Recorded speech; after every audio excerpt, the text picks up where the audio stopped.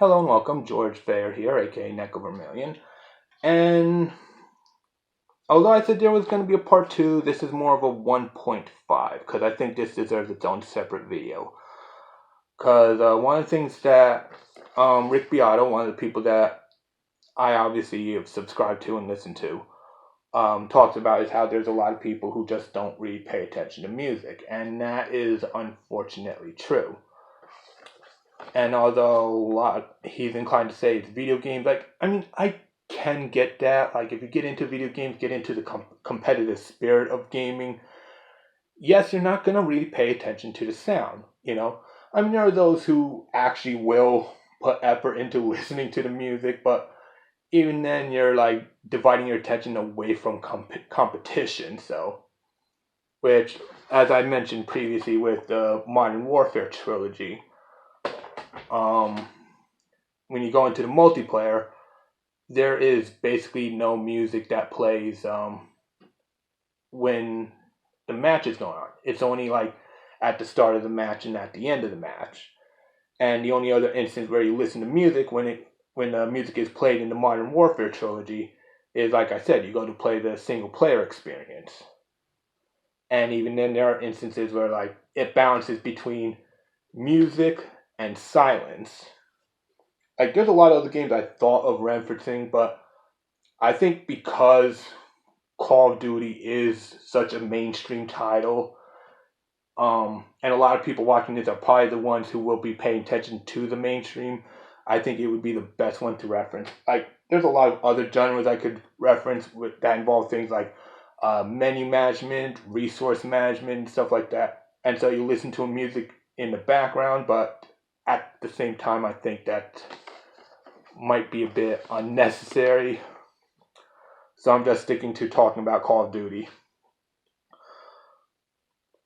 But at the same time, I'm not going to fully argue with Rick. Because the reason I'm not going to argue with Rick Beato is because I'm actually the same way when it comes to television. Because I notice how, at least from my perspective, television tends to be...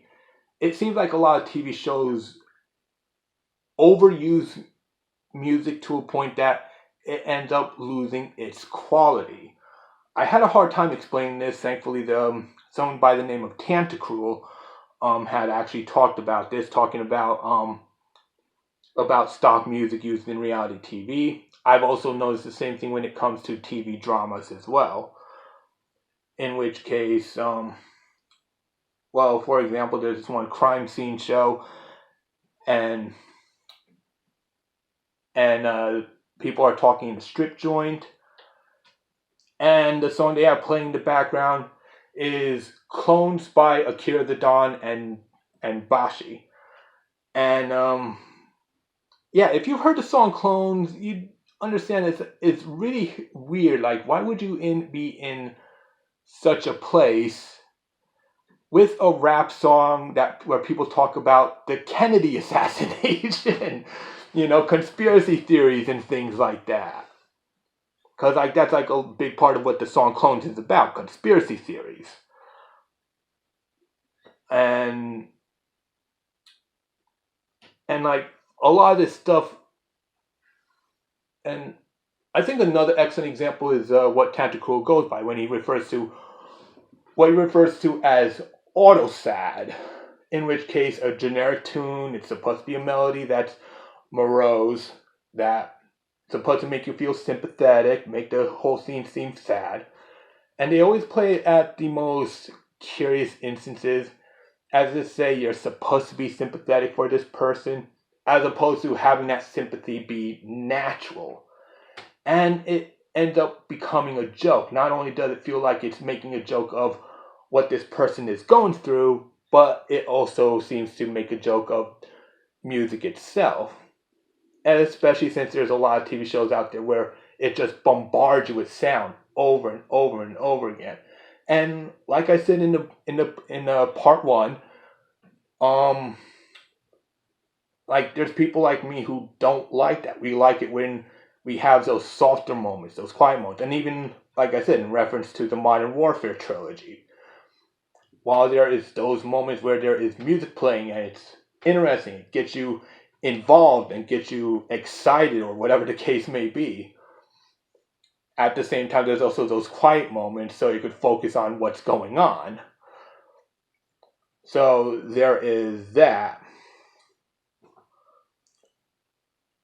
And yeah, I know this borders on old man yelling at the clouds for me, even though I'm only like roughly 20 years younger than Rick Beato. Like I'm 39 now, it's gonna be months before I'm 40, which is a weird thing to think about.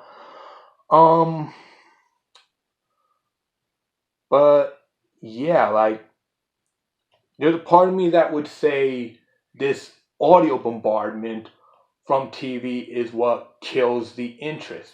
People develop this feeling of ad nauseum, as it were.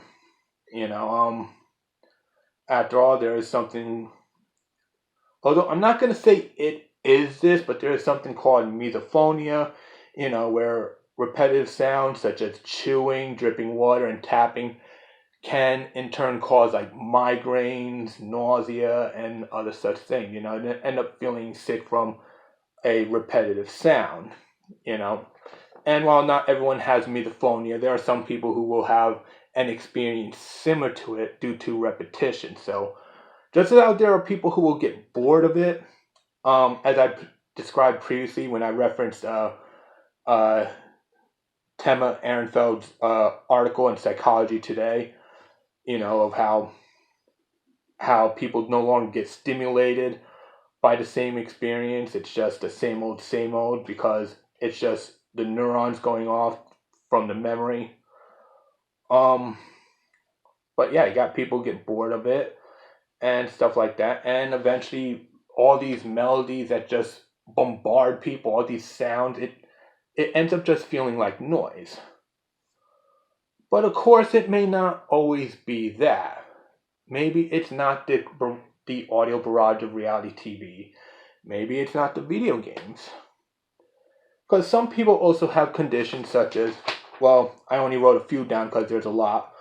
Conditions like musical anhedonia and agnosia, amusia, which is the inability to recognize or reproduce tones.